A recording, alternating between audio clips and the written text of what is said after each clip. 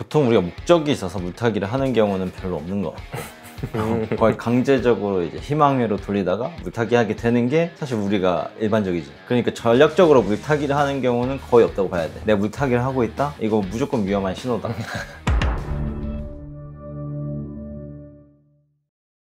안녕하세요. 맞니? 그만 좀 오면 안 되겠니? 안 됩니다. 저는 오늘은 거래에 관련해서 질문이 생겨서 왔습니다. 그 물타기, 우리의 수적인 물타기에 대해서 좀 여쭤보려고 하는데요. 동강님도 물타기를 하세요? 나는 뭐 물타기를 안 한다고 보면 될 것 같고 분해 매수는 하지. 그럼 뭐가 다른 건가요? 물타기랑 분해 매수는 사실 같은 말처럼 들리지만 완전히 좀 다른 개념이긴 하다. 물타기랑 분해 매수랑 착각하면은 진짜 큰일이 난다. 그러니까 물타기는 이제 장기 투자자들이 특정 주식의 이제 장기적인 성장, 이제 그걸 확신하고 믿고 있을 때 이제 평균 매입 단가를 좀 낮추기 위해서 일반적으로 하는 행위란 말이야. 근데 분할 매수는 투자자들이 1000주를 뭐 매수 계획을 세워두고 일정 기간을 정한 다음에 10번으로 나눠서 하는 매수 행위. 그러니까 기간을 정해놓는다는 거지. 개념이 좀 다르지. 시간이라는 개념이 들어가기 때문에. 근데 우리가 시간을 계획하고 물타기를 하는 경우가 있나? 사실 별로 없단 말이야. 없죠. 그러니까 이제 완전히 분리해야 되는 개념이지. 그래서 보통은 우리가 분할 매수 같은 경우는 가격 변동성이 이제 너무 클 때 한 번에 들어가면은 위험해가지고 위험을 줄이기 위한 전략이라고 보면 되고, 평균 가격에 사기 위한 매수 전략이라고 보면 돼. 그럼 변동성이 막 이렇게 심할 거 아니야. 그래서 한 번은 위에서 사거나 아래서 사는 경우가 있을 텐데, 이걸 이렇게 쪼개가지고 서서히 이렇게 사면서 좀 이렇게 평이하게 맞추는 거지. 그래서 한 줄로 우리가 요약하면은 물타기는 평균 매입 단가 자체를 이제 낮추기 위한 거고, 분할 매수는 평균 매입가에 사기 위한 전략이라고 봐야 되는 거지.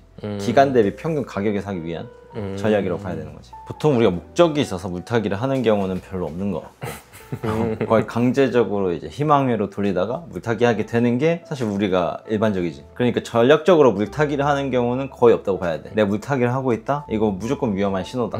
왜냐면 주가가 이제 하락하면 하락할수록 물타기를 더 하잖아. 네. 그럼 내 시드가 더 많이 들어가는 거잖아. 그럼 떨어지면 떨어질수록 빠져나오기가 이제 힘들어. 손실금이 계속 커지기 때문에 좀 그런 면들이 있지. 그래서 뭔가 되게 선수이거나 뭔가 뛰어난 트레이더가 아닌 경우에는 타이밍 잡을 수가 없기 때문에 물타기로 빠져나오는 경우는 거의 드물다고 보면 돼. 그냥 이제 아무것도 모르고 우리가 물타기에서 빠져나오는 케이스가 가끔씩 한두 번 있거든. 앞으로 이렇게 빠져나오면 되겠구나 라고 하는 순간 큰일 난다. 그러니까 우리가 이제 주식에서 그런 이제 징크스들이 있잖아. 예를 들면 내가 이제 지금 수익률이 좋아, 막 로빈후드, 뭐 팔란티어, 뭐 싸이, 뭐 코인 뭐 이런 게 잘 가고 있어. 스크린 캡처를 하고 싶네 갑자기. 컨트롤 알트 S를 한번 누르고 싶네.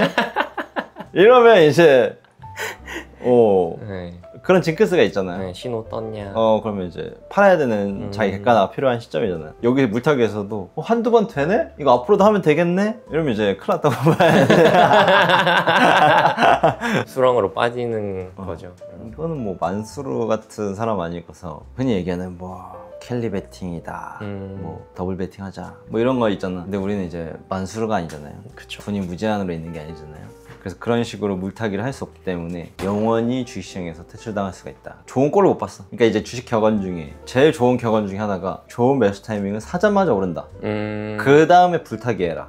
이게 이제 최고의 난 주식 격언 중에 하나라고 생각하거든. 근데 이제 물타기는 사서 물 타면서 시간 날리고 돈 날리고 그런 경우 많이 봤어. 돈을 날리는 게 문제가 아니야. 그 시간을 날리는 게 나는 개인적으로 그런 투자 스타일 굉장히 좋아하지 않고, 그렇다 보니까 개인적으로 물타기랑 나랑 좀 안 맞지. 그냥 잘라내고 다시 가지 뭐. 그냥 이런 마인드다 보니까. 그래서 장기 투자 같은 경우는 이제 매수 계획이 조금 명확하다 그러면은 물타기 자체를 분할 매수라고 희망으로 돌려도 좀 합리적일 수 있는데, 실제로 장기 투자자들 중에서도 그런 경우는 사실 거의 많이 못 봤고, 대부분은 아무 계획 없이 이제 평단 낮추려고 물타기 하는 경우가 많지, 생각보다 섬세하게 이렇게 관리하거나 그러는 경우는 드물다. 맞아요. 결국 본전 욕심 나서 계속 물타기 하는 것 같아요. 그치. 이제 대부분 이제 원금 회복, 뭐 본전 이렇게 안 잃고 싶어하는 그런 마음 때문에 그 굴레에 빠지는 거지. 그러니까 이제 몇 달을 기다렸는데 더 수익 내고 나와야지, 이런 생각해서 계속 들고 있잖아. 그런 것들 좀 많이 경험해봤을 거야. 그쵸.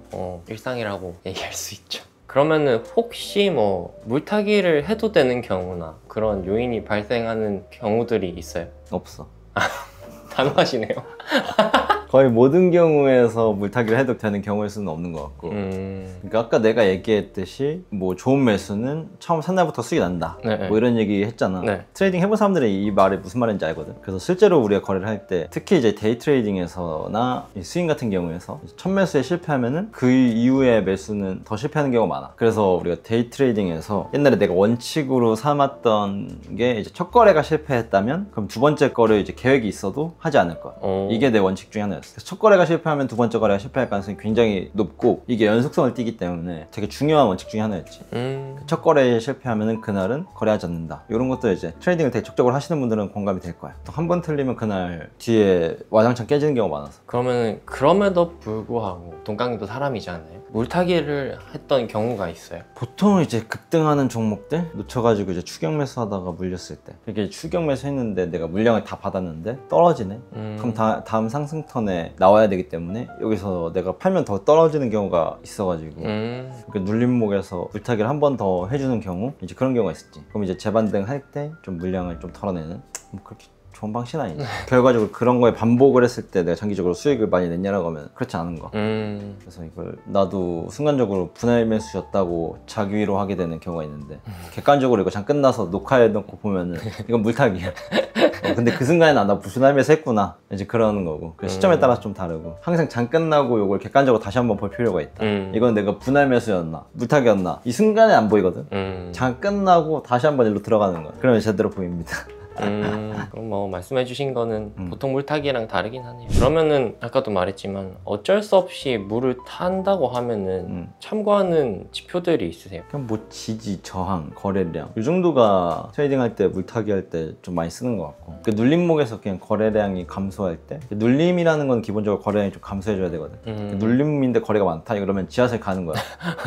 심해해서 내가 물타기 하게 된다고 보면 되지. 그러면은 매 순간일 수 있지만 물타기를 실패할 때는 어떤 때고 어떻게 대응하는 게 좋아요? 일단 물타기가 실패하는 경우는 손절을 준비하지 않았을 때 그러니까 아까 내가 물타기 지표 뭘 보냐라고 할 때 뭐 거래량이랑 뭐 지지와 저항 이런 거 본다 했잖아. 네네. 결국 이게 다 손절의 기준을 잡기 위함이거든. 그냥 기준이라는 걸 세우기 위한 뭐 어쩔 수 없는 기준들이지. 손절 기준이 없을 때는 물타기 했을 때 아주 큰 실패를 할 수 있다. 최소한의 손절 계획 기준 좀 있어야지. 그래서 최후의 수단으로 이제 물타기를 하게 되었더라도 반드시 어느 지점을 이탈하면은 손절하겠다. 그래서 자신과 좀 타협을 하고 물타기 해야지. 그게 없는 상태로 이제 물타기 하면은 지옥 간다. 그걸 염두해야죠. 만약에 평단에서 탈출하기 위해서 물타기를 했어요. 근데 평단을 넘어서는 상승이 나오지 않나요? 그러면 더 홀딩 하시나요? 아니면 그 자리에서 바로 잘라내시나요? 일단 내 평단에서 탈출하기 위해서 물타기를 했으면은 최소한 평단 근처에서 물타기 한 금액을 다 털어내던가 아니면 전체 포지션을 다 털어내는 경우가 많지. 그래서 처음 계획한 대로 이행하지 않으면은 내동매매거든. 그냥 이제 무지성으로 뭔가 거래하게 되는 경우가 많은데 그렇기 때문에 무조건 처음 계획대로 움직여야 돼. 안 그러면 그 뒤에 이제 주가라는 거는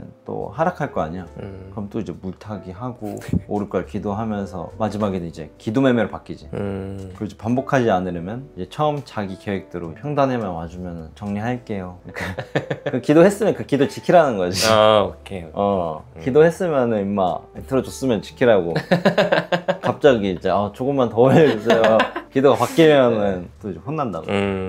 알겠습니다. 오늘 뼈 맞은 기분이긴 한데 네. 좋은 말씀 감사했습니다. 네, 그러면 다음 시간에 뵙겠습니다. 아니요. 이름이 머니크루즈예요. 머니크루즈 뜻이 뭐예요? 이제 크루들을 모아갖고 그 큰 배에서 파도 타고 막 목적지를 향해 가는 거잖아. 목적지는 하나야. 돈. 돈. 어쨌거나 버는 거. 어떠한 가치도 없다. 돈 버는 거.